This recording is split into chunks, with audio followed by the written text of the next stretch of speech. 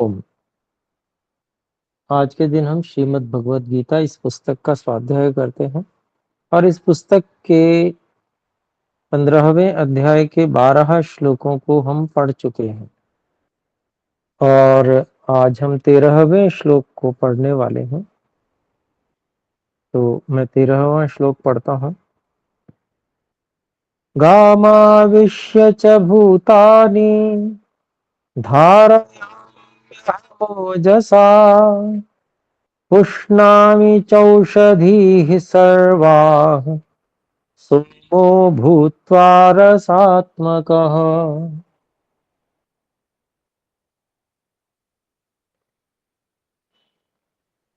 तो इसके शब्दों को देखें, अलग अलग करें।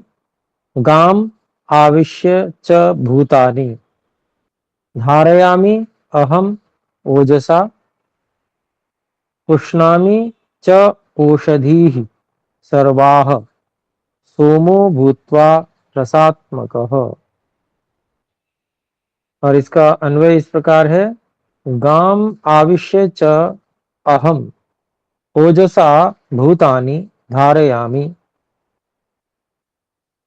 रसात्मकः सोमः भूत्वा च सर्वाः ओषधीः पुष्णामि।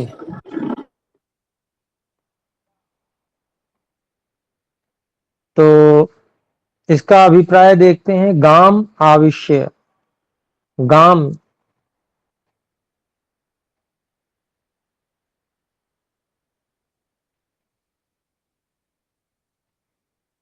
तो यह द्वितीय एकवचन का रूप गौ का है। तो गो शब्द के अनेक अर्थ हैं। जो गाय है वो भी है, परंतु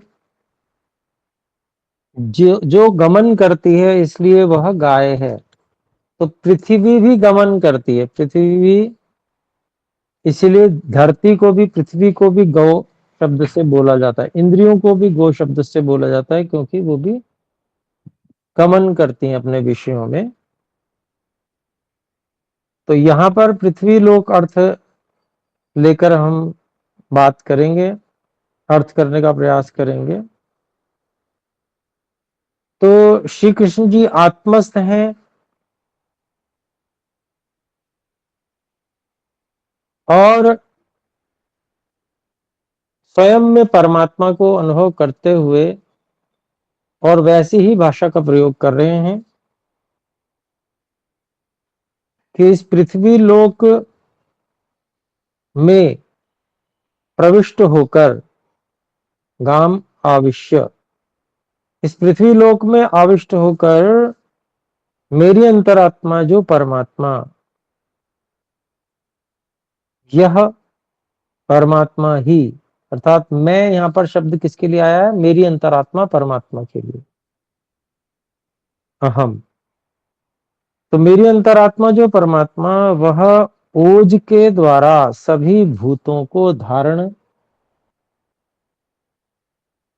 कर रहे हैं। और फिर कहते हैं रसात्मक सोमः भूत्वा च। इसी प्रकार से रस स्वरूप जो सोम, चंद्रमा बनकर, भूत्वा होकर, मेरी अंतरात्मा जो परमात्मा, वह ही सर्वः औषधि, सभी औषधियों को पुष्ट कर रहे हैं। अर्थात संपूर्ण जगत को धारण करना, सबका पालन पोषण करना, यह जो अंतरात्मा परमात्मा, सबकी अंतरात्मा परमात्मा, जो सर्वव्यापक परमात्मा है, उन्हीं का यह कार्य है। और जैसा कि हम ये अर्थ,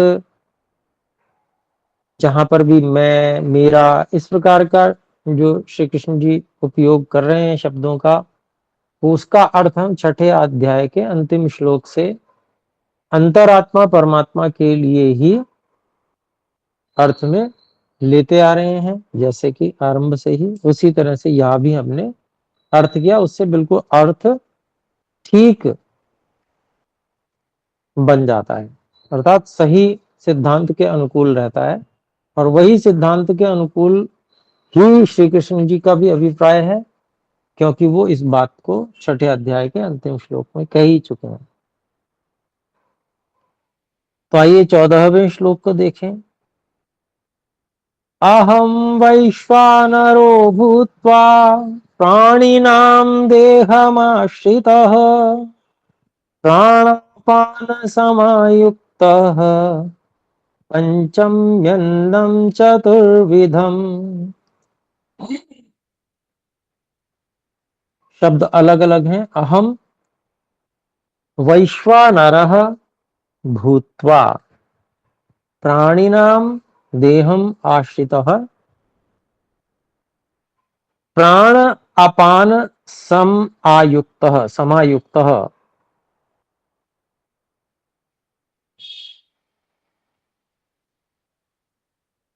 पचामी अन्नम चतुर्विधम चतुर्विधम। तो यहां पर हम इसका अन्वय देखते हैं। प्राणिनाम देहम आश्रितः अहम वैश्वानरः भूत्वा प्राण अपान समायुक्तः चतुर्विधम अन्नम पचामी। तो क्या अभिप्राय है, क्या कह रहे हैं श्री कृष्ण जी यहां पर? प्राण और अपान से संयुक्त होकर, नहीं, अन्वय के अनुसार अर्थ करते हैं पहले। प्राणिनाम देहम आश्रितः अहम, प्राणियों के शरीर में रहता हुआ मेरा अंतरात्मा जो परमात्मा, सर्वव्यापक परमात्मा जो सबके अंतरात्मा है, अहम के लिए यही अर्थ हम कर रहे हैं। तो प्राणियों के जो देह में रह रहे हैं, ऐसे सबकी जो अंतरात्मा, जो मेरी अंतरात्मा, वही सबकी अंतरात्मा जो परमात्मा है, वैश्वानरः भूत्वा, वैश्वानर जो नाम की अग्नि है वो होकर, अर्थात जठराग्नि बनकर, प्राण अपान समायुक्त, प्राण और अपान से युक्त होकर, चतुर्विधम अन्नम पचामी, चार प्रकार के अन्न को पचत पचाते हैं। ये जो अंतरात्मा परमात्मा, यही अंतरात्मा परमात्मा अन्न को भी पचा रहे हैं। कैसे चार प्रकार के? तो आयुर्वेद में चार प्रकार के आहार बताए गए हैं। चूष्य, लेह, खाद्य और पेय। कुछ चीजें चूस कर खाई जाती हैं, जैसे ईख आदि।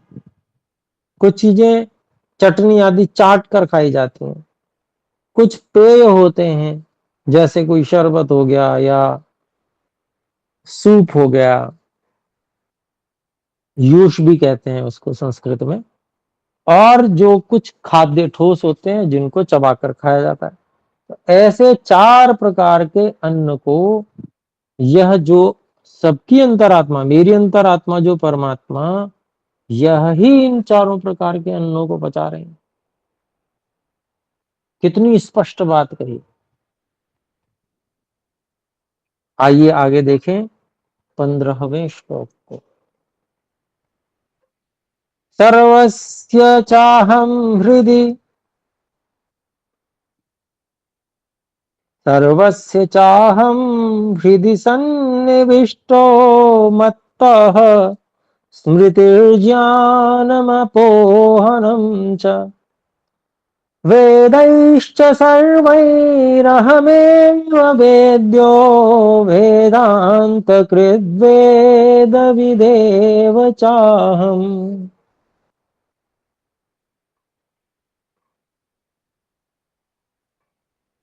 तो चारों वेदों का जो सबसे प्रधान मुख्य तात्पर्य है वो है परमात्मा से है, ईश्वर से। ईश्वर को जनाते हैं मुख्य रूप से चारों वेद। यहाँ पर वही बात इस श्लोक में भी श्री कृष्ण जी बता रहे हैं। इसके शब्दों को अलग अलग करते हैं। सर्वस्य च अहम हृदि सन्निविष्टः मत्तः स्मृति ज्ञानम अपोहनम च वेदैः च सर्वैः अहम एव वेद्यः वेदांतकृत वेद वेद एव च अहम वेदविद एव च अहम। तो ये अलग अलग क्या शब्दों का, इसका हम अन्वय करते हैं। अहम च सर्वस्य हृदि सन्निविष्टः स्मृति ज्ञानम अपोहनम च मत्तः सर्वैः वेदैः च अहम एव वेद्यः वेदांत कृत वेदविद च अहम एव। तो क्या कहते हैं देखिए, आत्मस्थों की बात कर रहे हैं श्री कृष्ण जी। और अहम का अभिप्राय वही मेरी जो अंतरात्मा परमात्मा, और यह जो मेरी अंतरात्मा अर्थात जो सबकी अंतरात्मा परमात्मा सर्वव्यापक परमात्मा है, वे ही सर्वस्य हृदय सन्निविष्ट सभी के हृदयों में प्रविष्ट हुए हुए हैं। सन्निविष्ट स्मृति ही ज्ञानम अपोहनम च मत्तः। जितने भी प्राणी कुछ स्मरण कर रहे हैं, कुछ ज्ञान कर रहे हैं अथवा उहापोह कर रहे हैं, वह भी मत्तः मत्तः मुझसे अर्थात मेरी अंतरात्मा परमात्मा अर्थात सबकी अंतरात्मा परमात्मा अर्थात सर्वव्यापक परमात्मा से ही यह स्मृति हो रही है, ज्ञान हो रहा है, उहापोह हो रही है। ये सब ईश्वर के कारण से हो रहा है। इतना स्पष्ट करके बता दिया, अब इससे भी ज्यादा और क्या स्पष्ट बताएंगे। फिर कहते हैं सर्वैः वेदैः च अहम एव वेद्यः सभी वेदों के द्वारा भी यह मेरी अंतरात्मा परमात्मा अर्थात सबकी अंतरात्मा परमात्मा जो सर्वव्यापक परमात्मा है, वही परमात्मा वेद्य है, जानने योग्य है। सभी वेदों के द्वारा भी यही परमात्मा जानने योग्य है। वेदांत कृत वेदविद च अर्थात ये जितने भी उपनिषद हैं इनको बनाने वाले और वेदविद वेदों को अर्थात संपूर्ण जितना भी ज्ञान विज्ञान है उस सबको जानने वाला भी अहम एव अर्थात मेरी अंतरात्मा जो परमात्मा है वही है। सही सही अर्थ करेंगे तो बिल्कुल ठीक और बिल्कुल स्पष्ट खुला हुआ अर्थ। और मैं का अर्थ अगर गलत कर दिया तो बस यही सब गड़बड़ हो जाएगी, ध्यान दीजिए। तो आइए अब हम 16वें श्लोक पर चलते हैं।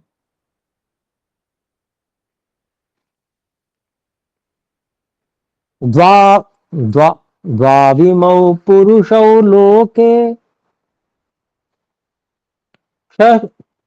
क्षरश्चाक्षर एव च क्षरः सर्वाणि भूतानि कूटस्थोऽक्षर उच्यते। ये पूर्व वाला ही वो आ गया फिर से छंद, तो पूर्व वाली लय लेंगे।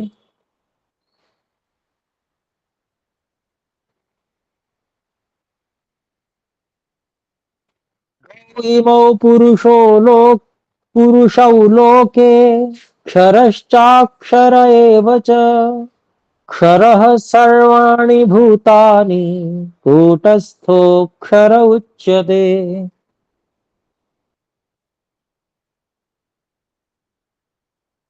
तो अब यहां पर फिर बहुत स्पष्ट करके बता रहे हैं, देखिए।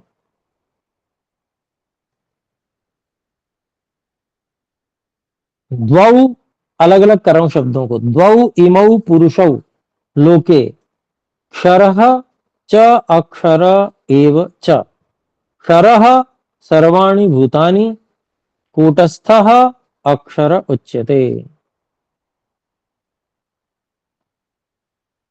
तो यहां पर कह रहे हैं, इसके अन्वय को देखते हैं। लोके क्षरः अक्षरः एव च इमौ द्वौ पुरुषौ सर्वाणि भूतानि क्षरः उच्यते कूटस्थः च अक्षरः उच्यते।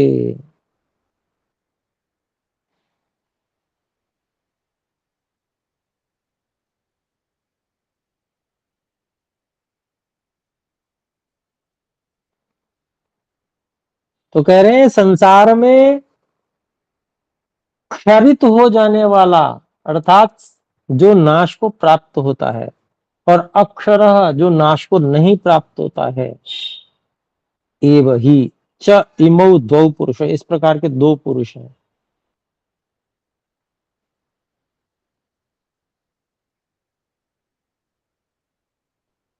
और सर्वाणि भूतानि क्षरः उच्यते, जितने भी जितना भी प्राणी जगत है वहां पर जो शरीरधारी जीव है, अर्थात उसमें जो शरीर है उस वो नष्ट होने योग्य कहा जाता है। कूटस्थः च अक्षरः उच्यते, और जो हमेशा एक जैसा रहता है, जिसमें कोई परिवर्तन नहीं होता, कूटस्थ है जो, उसी को अक्षर कहा जाता है, वो नष्ट न होने वाला है। तो अभिप्राय यहां पर आत्मा को नष्ट होने वाला नहीं कहा जा रहा, बल्कि शरीर के दृष्टिकोण से, शरीर से संयुक्त होने और वियुक्त होने के दृष्टिकोण से यहां पर नाश को कहा जा रहा है। और एक जो शरीर को धारण करने वाले हैं, ये सारे के सारा प्राणी जगत, ये क्योंकि शरीर से वियुक्त और संयुक्त होते रहते हैं, इसलिए नाश को प्राप्त होते रहे, इसलिए क्षरण होने वाला इसको कहा है। और दूसरा जो कूटस्थ हमेशा एक रस हमेशा रहता है, उसमें कोई परिवर्तन नहीं होता, वो परमात्मा है। तो उसको यहां पर इस रूप में कहा गया है, समझाने के लिए दो पुरुषों को अलग अलग समझा दिया, एक आत्मा है एक परमात्मा है। तो मेरी अंतरात्मा जो परमात्मा है, जो सबकी अंतरात्मा और जो सर्वव्यापक परमात्मा है, वो अक्षर है, अर्थात वो कूटस्थ है, वो कभी बदलता नहीं, वो ज्यों का त्यों हमेशा रहता है, उसमें कभी कोई परिवर्तन नहीं होता। और जो दूसरा पुरुष जो प्राणी है, जो प्राणी जगत है, भूतानी क्षरः उच्यते, जितने भी प्राणी हैं प्राण को धारण करते, शरीर को धारण करते, ये सब इनका प्राण शरीर इन सब का नाश होता है, फिर से इनको फिर से प्राण शरीर प्रदान किए जाते हैं, फिर से नाश होता है, तो इसलिए इसको क्षरण होने वाला, नष्ट होने वाला कहा है।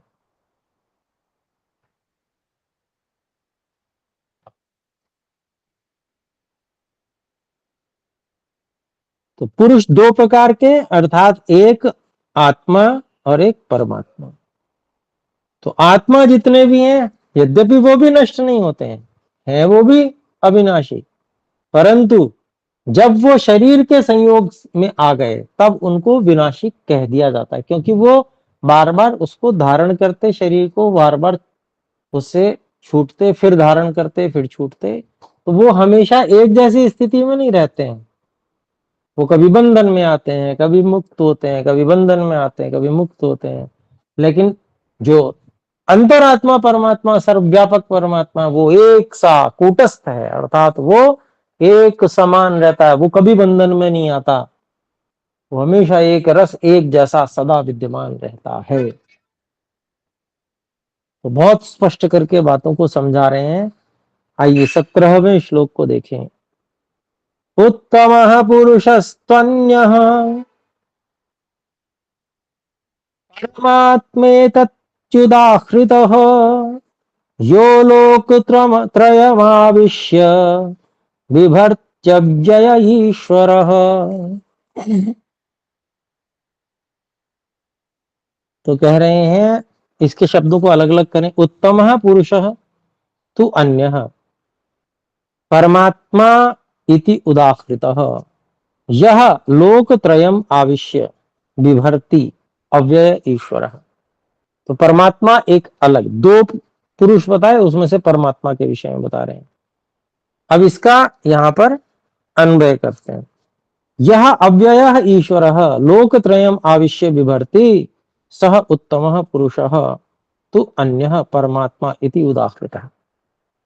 तो दो पुरुषों में से एक जो अव्यय ईश्वर है, जो कभी बदलता नहीं है, सदा एक जैसा रहता है, जिसमें कोई परिवर्तन नहीं होता।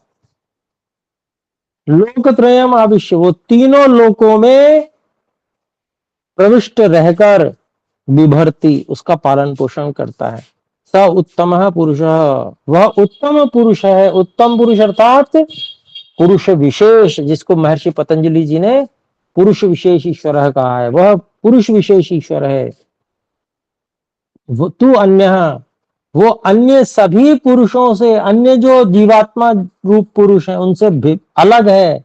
स परमात्मा इति उदाहरता, उसी को परमात्मा इस रूप में कहा जाता है। बिल्कुल कितना स्पष्ट करके श्री कृष्ण जी समझा रहे हैं, सही से अर्थ करें तो समझ में आए।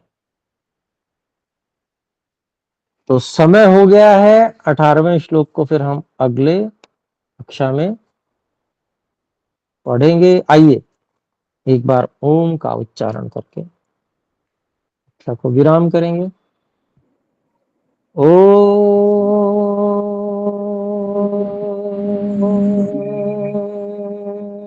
नमस्ते गुरु जी। सभी को सादर नमस्ते जी। सादर नमस्ते नमस्ते। गुरु जी।